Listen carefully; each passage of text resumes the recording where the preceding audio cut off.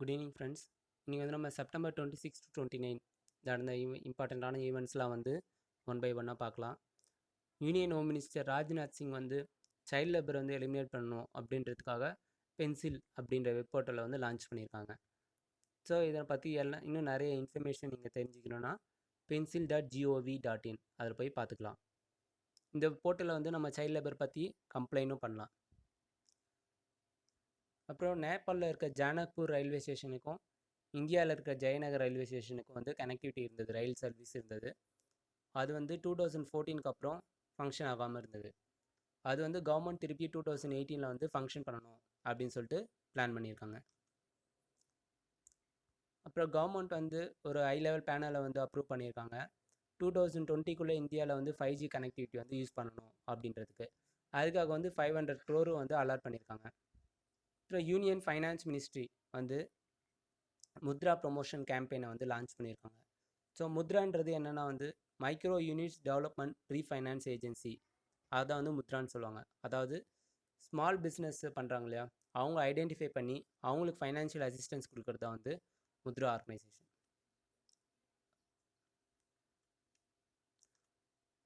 அதுக்கப்புறம் இந்தியாவில் வந்து ஃபஸ்ட் டைமாக இந்தியன் மொபைல் காங்கிரஸ் வந்து நடத்தியிருக்காங்க. ஸோ இது வந்து செப்டம்பர் 27 வந்து ஸ்டார்ட் ஆச்சு. ஸோ இதில் வந்து பார்த்திங்கன்னா இந்தியாவோட இன்டர்நெட் அண்ட் மொபைல் இண்டஸ்ட்ரி பற்றின இன்னோவேஷன் ஐடியாஸு, அவங்களுக்கு அடுத்து எல்லாமே இதில் எக்ஸ்சேஞ்ச் பண்ணியிருப்பாங்க இந்த மொபைல் காங்கிரஸில். ஸோ இது யார் யார் என்னென்ன பேசுனான்றதுலாம் நீங்கள் பார்க்குறதுக்கு இந்தியன் மொபைல் காங்கிரஸ் அந்த வெப்சைட்டில் போனாலே நீங்கள் வந்து பார்க்கலாம். அதுக்கப்புறம் ஃபார்ச்சூன் மேகசின் வந்து யூஎஸ்க்கு வெளியில் வந்து மோஸ்ட் பவர்ஃபுல் விமென் இன் பிஸ்னஸில் வந்து 2 பேரை வந்து ஐடென்டிஃபை பண்ணியிருக்காங்க. ஆக்சிஸ் பேங்கோட எம்டி ஷீகா சர்மாவையும் ஐசிஐசிஐ பேங்கோட எம்டி கொச்சாரியும் வந்து 2 பேரை நேம் பண்ணியிருக்காங்க. அதுக்கப்புறம் யூஎஸில் வந்து செகண்ட் பிளேஸில் வந்து யார் மோஸ்ட் பவர்ஃபுல் விமன் பிஸ்னஸில் பார்த்தீங்கன்னா PepsiCo chairman and CEO Indra நூயியை வந்து செகண்ட் பிளேஸ் வந்து கொடுத்துருக்காங்க.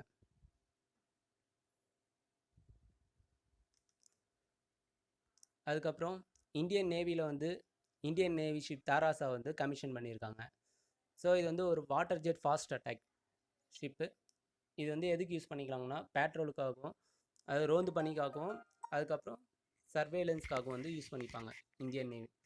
இந்த ஸ்டேட் பேங்க் ஆஃப் இந்தியா வந்து சிங்கப்பூரில் வந்து 6th பிரான்ச் வந்து ஸ்டார்ட் பண்ணியிருக்காங்க. ஆல்ரெடி 5 பிரான்ச்சஸ் வந்து ஸ்டேட் பேங்க் ஆஃப் இந்தியாவுக்கு இருக்குது சிங்கப்பூரில்.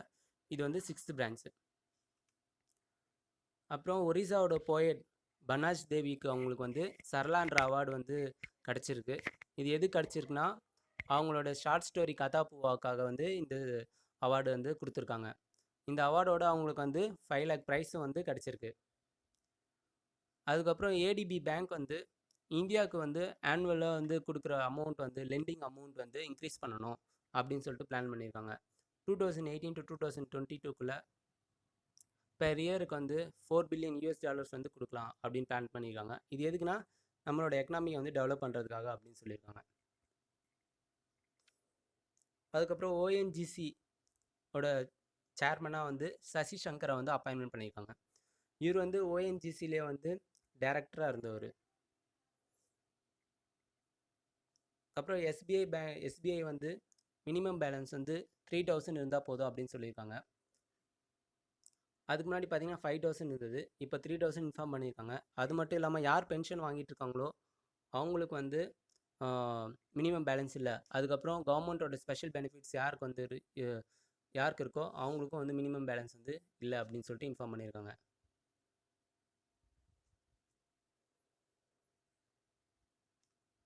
அதுக்கப்புறம் இன்ஃபோசிஸோட ஃபிலாந்த்ரோபிக் ஆர்கனைசேஷன் தான் இன்ஃபோசிஸ் ஃபவுண்டேஷன். இவங்க வந்து இந்தியன் இன்ஸ்டியூட் ஆஃப் சயின்ஸுக்கிட்ட வந்து ஒரு எம்ஓயு சைன் பண்ணியிருக்காங்க. ஸோ அதன் மூலிமா வந்து இவங்க 5 crore வந்து இந்தியன் இன்ஸ்டியூட்ஸ் ஆஃப் சயின்ஸுக்கு வந்து கொடுத்துருக்காங்க. ஸோ எதுக்கு பார்த்தீங்கன்னா இன்ஃபெக்ஷஸ் டிசீஸை பற்றி ரிசர்ச் பண்ணுறதுக்கும் அதுக்கப்புறம் அதுக்கு தேவையான இன்ஃப்ராஸ்ட்ரக்சரை வந்து டெவலப் பண்ணுறதுக்கும் இந்த அமௌண்ட் வந்து கொடுத்துருக்காங்க. அதுக்கப்புறம் நாசா வந்து Mars orbital mission spacecraft வந்து லான்ச் பண்ணது செப்டம்பர் 24, 2014. ஸோ இது லான்ச் பண்ணி 3 years ஆகுது. அதுக்கப்புறம் அது வந்து எதிர்பார்த்த மாதிரி அதனுடைய வேலையை வந்து செஞ்சிட்ருக்கு அப்படின்னு சொல்லிட்டு இன்ஃபார்ம் பண்ணியிருக்காங்க.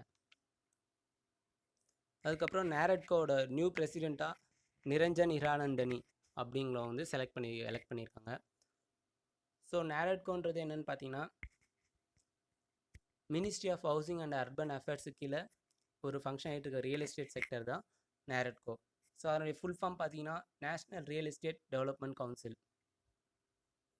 அப்புறம் சென்ட்ரல் கவர்மெண்ட் வந்து திவ்யாங் சாரதி அப்படின்ற மொபைல் ஆப்பை வந்து லான்ச் பண்ணியிருக்காங்க. ஸோ இது யாருக்காக பார்த்தீங்கன்னா டிஃப்ரெண்ட்லி ஏபிள்டு பீப்புளுக்காக லான்ச் பண்ணது தான் திவ்யாங் சாரதி.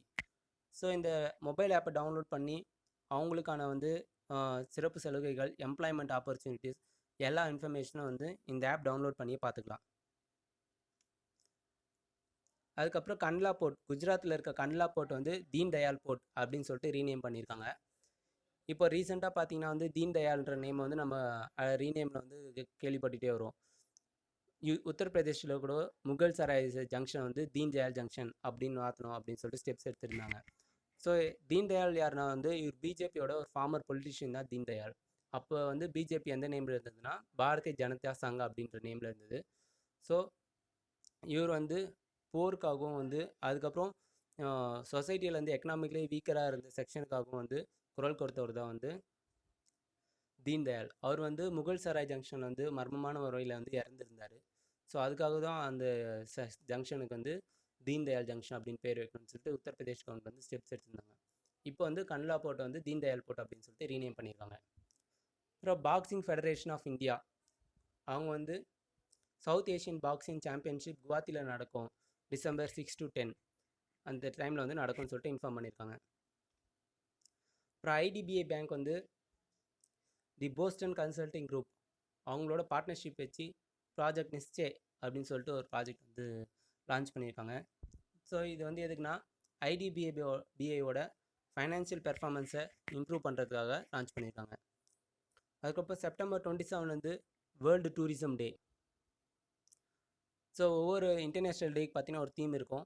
அந்த மாதிரி இந்த டூரிசம் டேக்கான தீம் வந்து sustainable tourism a tool for development.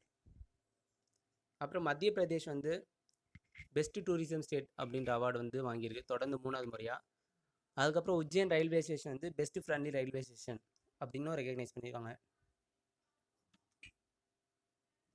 அப்புறம் சவுதி அரேபியாவில் வந்து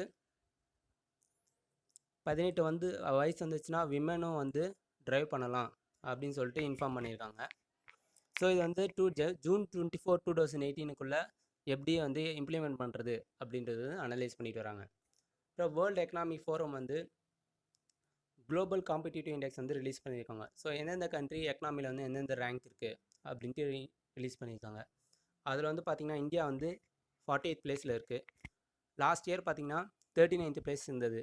ஸோ நீங்கள் வேர்ல்டு எக்கனாமிக் ஃபோரம் அவங்க வெப்சைட்டில் போய் பார்த்தாலே நம்மளும் ரிப்போர்ட் பார்த்துக்கலாம் எந்தெந்த கண்ட்ரி எந்தெந்த ரேங்க்கில் இருக்குன்ட்டு. அதுக்கப்புறம் வந்து மகாராஷ்டிரா கவர்மெண்ட் வந்து சவுத் கொரியாவோட வந்து ஒரு எம்ஓயு வந்து சைன் பண்ணியிருக்காங்க. ஸோ மகாராஷ்டிராவோட இன்ஃப்ராஸ்ட்ரக்சர் ப்ராஜெக்ட்ஸ் எல்லாம் டெவலப் பண்ணுறதுக்காக இந்த எம்ஓயு. அதுக்கப்புறம் ரஷ்யா வந்து world's biggest ice breaker ship வந்து லான்ச் பண்ணியிருக்காங்க. ஸோ அது பேர் என்ன பார்த்தீங்கன்னா சிபீர். இது ஐஸ் பிரேக்கர் ஷிப்னா என்னென்னா ஆர்டிக் ஓஷனில் நீங்கள் நம்ம ட்ராவல் பண்ணும்போது ஃப்ரோஸ்ட் ஆகிடும். அது யார் ட்ராவல் பண்ணிங்களோ ஐஸில் வந்து ஃப்ரோஸ்ட் ஆகிடும். ஸோ வந்து ஷிப் வந்து ஃபர்தராக மூவ் ஆகுது. அந்த ஐஸ் எல்லாம் பிரேக் பண்ண தான் மூவ் ஆகும். அதுக்கு தான் வந்து ice breaker ship. So ice உறைஞ்சிருந்ததுன்னா 3 மீட்டர் வரைக்கும் இந்த ஐஸ் பிரேக்கர் ஷிப் வந்து கட் பண்ணி போகும். ஸோ அதுக்கு பேர் தான் வந்து ஐஸ் பிரேக்கர் ஷிப். அதுக்கப்புறம் இது வந்து பவர் பார்த்தீங்கன்னா நியூக்ளியர் ரியாக்டர் மூலிமா வந்து இது வந்து பவர் எடுத்துக்கும். டீசல் அதெல்லாம் வந்து ப்ரொபஷனாக யூஸ் பண்ண மாட்டாங்க. நியூக்ளியர் ரியாக்டர் தான் யூஸ் பண்ணுறாங்க இது பவராக. அப்புறம் இன்க்ரெடிபிள் இந்தியா கேம்பெயின் வந்து எகிப்தில் இருக்க கேபிட்டல் சிட்டி கைரோவில் வந்து லான்ச் பண்ணியிருக்காங்க. ஸோ எகிப்தியன்ஸ் கிட்ட வந்து நம்மளோட இந்தியா வந்து டூரிசம் வந்து ப்ரொமோட் பண்ணுறதுக்காக லான்ச் பண்ணுறது தான் இந்த கேம்பெயின். அதுக்கப்புறம் இயர்லி வந்து சாஸ்திரா ராமானுஜன் ப்ரைஸ் அப்படின்றத நம்ம கொடுப்போம். ஸோ ராமானுஜன் வந்து எதில் வந்து எந்த ஃபீல்டில் வந்து அவர் ரிசர்ச் பண்ணிட்டு இருந்தாரோ அந்த ஃபீல்டுக்கு யார் வந்து யார் கான்ட்ரிபியூட் பண்ணியிருக்காங்களோ இன்னும் நிறைய ரிசர்ச் பண்ணி அவங்களும் ஐடென்டிஃபை பண்ணி கொடுக்குற அவார்டு தான் சாஸ்திரா ராமானுஜன் ப்ரைஸ். ஸோ அந்த வகையில் சுவிட்சர்லாந்து ப்ரொஃபஸர் மரீனா வியாசோஸ்கா அப்படிங்கிறதுக்கு வந்து இந்த அவார்டு வந்து கொடுக்க போகிறோம். அப்புறம் ஃப்ளிப்கார்ட் வந்து F1 இன்ஃபோ சொல்யூஷன்ஸ் வந்து வாங்கியிருக்காங்க. F1 இன்ஃபோ சொல்யூஷன்ஸ் வந்து ஒரு mobile and service repair company. So இது வாங்கினது மூலமாக ஃப்ளிப்கார்ட்டோட மொபைல்ஸ்லாம் வந்து இவங்க சர்வீஸ் பண்ணுவாங்க. ஃப்ளிப்கார்ட்டோட மொபைல் செக்டரும் அவங்க இம்ப்ரூவ் பண்ணிப்பாங்க. அதுக்கப்புறம் ஏர்டெல் வந்து நெக்ஸ்ட் ஜென்ரேஷனான ஒரு மல்டிபிள் அவுட்புட் டெக்னாலஜி வந்து பெங்களூர் அண்ட் கொல்கட்டாவில் வந்து டிப்ளை பண்ண போகிறாங்க.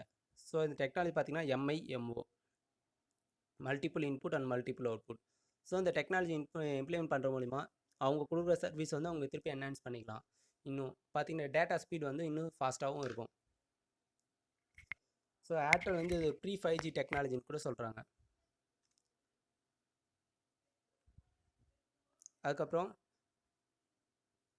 கவர்மெண்ட் வந்து இன்டர்னல் செக்யூரிட்டி ஸ்கீம் அப்படின்றத அப்ரூவ் பண்ணியிருக்காங்க. இது எதுக்குன்னா இப்போ இருக்க போலீஸ் ஃபோர்ஸை வந்து மாடர்னைஸ் பண்ணுறதுக்காக அப்ரூவ் பண்ணியிருக்காங்க இந்த ஸ்கீமை. அதுக்கப்புறம் சவுதி அரேபியாவில் வந்து விமனுக்கு வந்து சீனியர் கவர்மெண்ட் போஸ்ட் கொடுத்துருக்காங்க. அப்படி கொடுத்துருக்கிறது இதுதான் ஃபஸ்ட் டைம். ஸோ அது யாருன்னா பார்த்தீங்கன்னா ஈமான் அல் கமிதி, இவங்களுக்கு தான் வந்து சீனியர் கவர்மெண்ட் போஸ்ட் கொடுத்துருக்காங்க. இப்போ வந்து நம்ம இப்போ கூட பார்த்தோம் சவுதி அரேபியாவில் வந்து விமனை வந்து டிரைவ் பண்ண அலோவ் பண்ணியிருக்காங்க. அதுக்கப்புறம் நேஷ்னல் ஸ்போர்ட்ஸ் ஈவெண்ட்ஸ் எல்லாம் அட்டன் பண்ணுறதுக்கு அலோவ் பண்ணியிருக்காங்க.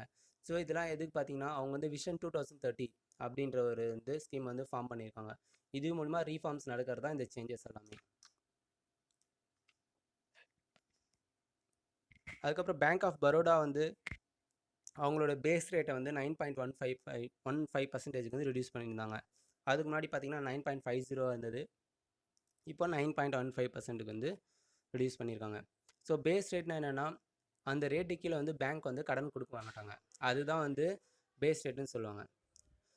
அதுக்கப்புறம் யூனியன் கேபினெட் வந்து சென்ட்ரல் கவர்மெண்ட்டோட டாக்டர்ஸ் ஏஜ் வந்து மினிமம் வந்து 65 அப்படின்னு சொல்லிட்டு இன்க்ரீஸ் பண்ணியிருக்காங்க.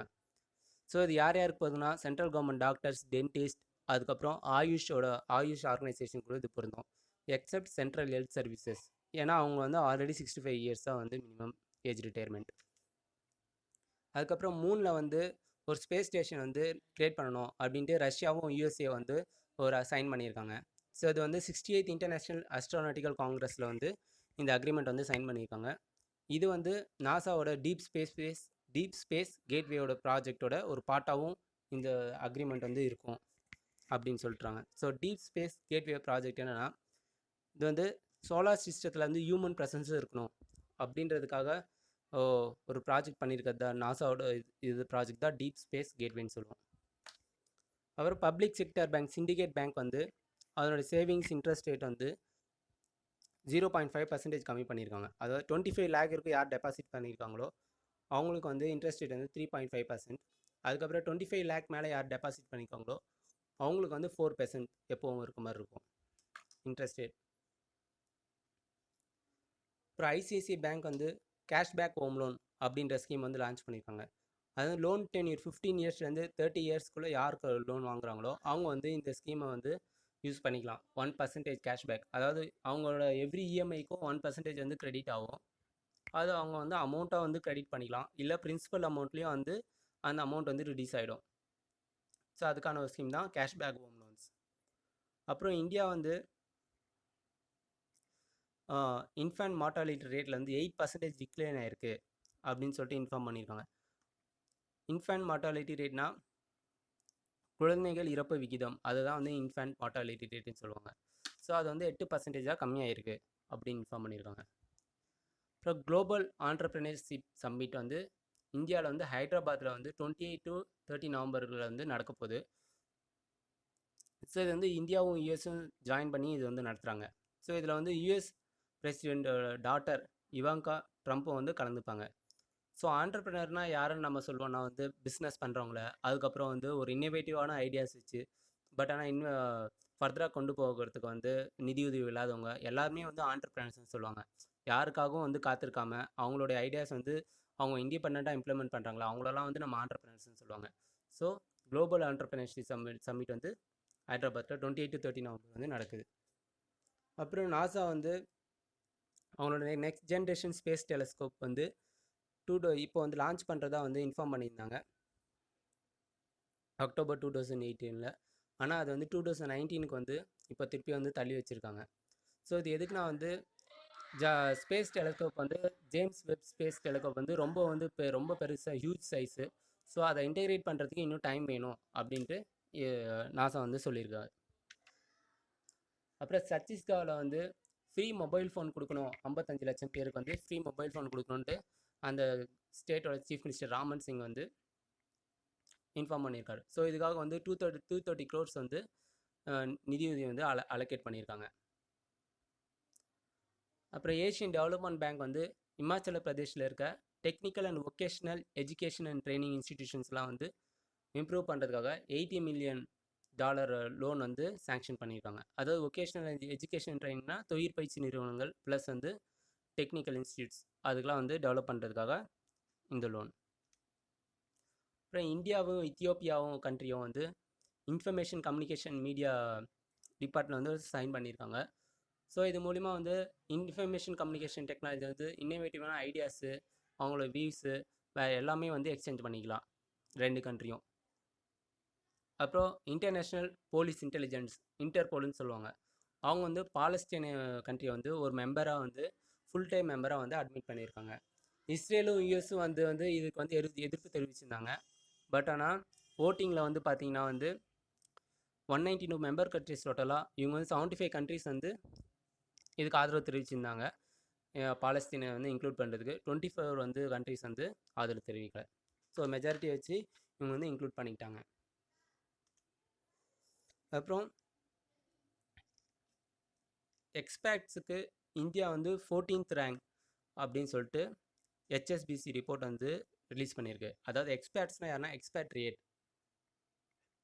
எக்ஸ்பேட்ரியேட் தான் எக்ஸ்பேட்ஸ்னு சொல்லுவாங்க. அதாவது ஒருத்தர் பிறந்து வளர்ந்து கண்ட்ரியை விட்டுட்டு இன்னொரு கண்ட்ரிக்கு வந்து வாழறதுக்காக வராங்க இல்லையா, அவங்கள தான் வந்து எக்ஸ்பேட்ஸ்னு சொல்லுவாங்க. ஸோ எக்ஸ்பேட்ஸுக்குள்ள வந்து சர்வே எடுத்து எந்தெந்த கண்ட்ரி எந்தெந்த ரேங்க்கில் இருக்குது அப்படின்னு சொல்லிட்டு ஹெச்எஸ்பிசி வந்து ரிலீஸ் பண்ணாங்க. ஸோ அதில் பார்த்தீங்கன்னா இந்தியா வந்து 14th ரேங்க் இருக்குது. அப்புறம் இந்தியாவும் நார்வேயும் வந்து ஒரு அக்ரிமெண்ட் வந்து சைன் பண்ணியிருக்காங்க ஹெல்த் செக்டரை வந்து இன்னும் டெவலப் பண்ணுறதுக்காக. ஸோ இந்த சைன் பண்ண அக்ரிமெண்ட் மூலிமா நேஷ்னல் ஹெல்த் பாலிசி 2017 கோல்ஸ் எல்லாமே வந்து நம்ம வந்து அச்சீவ் பண்ணுறதுக்கு நார்வே கவர்மெண்ட் வந்து ஹெல்ப் பண்ணோம். அப்புறம் இந்தியா வந்து ஆப்கானோட வந்து ஒரு அக்ரிமெண்ட் வந்து சைன் பண்ணியிருக்காங்க. அது என்னன்னா ஆப்கான் போலீஸுக்கு வந்து இந்தியா வந்து ட்ரைனிங் கொடுக்கணும் அப்படின்றதுக்கான அக்ரிமெண்ட் தான் இது. ஸோ இது எதுக்குன்னா வந்து நம்ம ஆப்கானிஸ்தானோட வளர்ச்சிக்கு இன்னும் முக்கியத்துவம் கொடுக்கணும் அப்படின்றதுக்காக இந்த அக்ரிமெண்ட். அப்புறம் குஜராத் எலெக்ஷன் வந்து விவிபேட் எலக்ட்ரானிக் ஓட்டிங் மிஷினோட வந்து விவிபேட் வந்து யூஸ் பண்ணுவாங்க. ஸோ இது வந்து குஜராத்தில் ஃபஸ்ட்டு வந்து யூஸ் பண்ணது பார்த்திங்கன்னா வந்து கோவாவில், அதுக்கப்புறம் பார்த்திங்கன்னா வந்து இப்போ குஜராத்தில் தான் யூஸ் பண்ணுறாங்க. ஸோ விவிபேட்னா என்னென்னா voter verified paper audit trail, அதுதான் விவிபேட்டுன்னு சொல்லுவோம். ஸோ இது மூலிமா பார்த்திங்கன்னா வந்து யாருக்கு வந்து நம்ம ஓட்டு போட்டோம் அப்படின்றது வந்து நம்ம வந்து கன்ஃபார்ம் பண்ணிக்கலாம். நம்ம ஓட்டு போட்ட சின்னம் வந்து அந்த விவிபேட் மிஷின்லேயே வந்து டிஸ்பிளே பண்ணும்.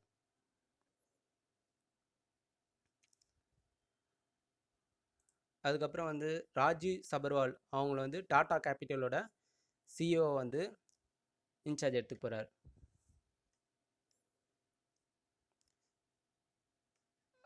அதுக்கப்புறம் இந்தியன் ஆர்மி வந்து ஜமியா மிலியா இஸ்லாமியா யூனிவர்சிட்டியோட வந்து ஒரு எம்ஓஏ வந்து சைன் பண்ணியிருக்காங்க. ஸோ இந்த எம்ஓஏ சைன் பண்ணது மூலிமா ஆர்மி பர்சனல்ஸ் எல்லாமே அவங்க வந்து கிராஜுவேட்ஸு யூஜி பிஜி வந்து ஃபர்தராக வந்து படிக்கிறதுக்கு இந்த யூனிவர்சிட்டிக்கு வந்து அவங்க வந்து அப்ளை பண்ணிக்கலாம்.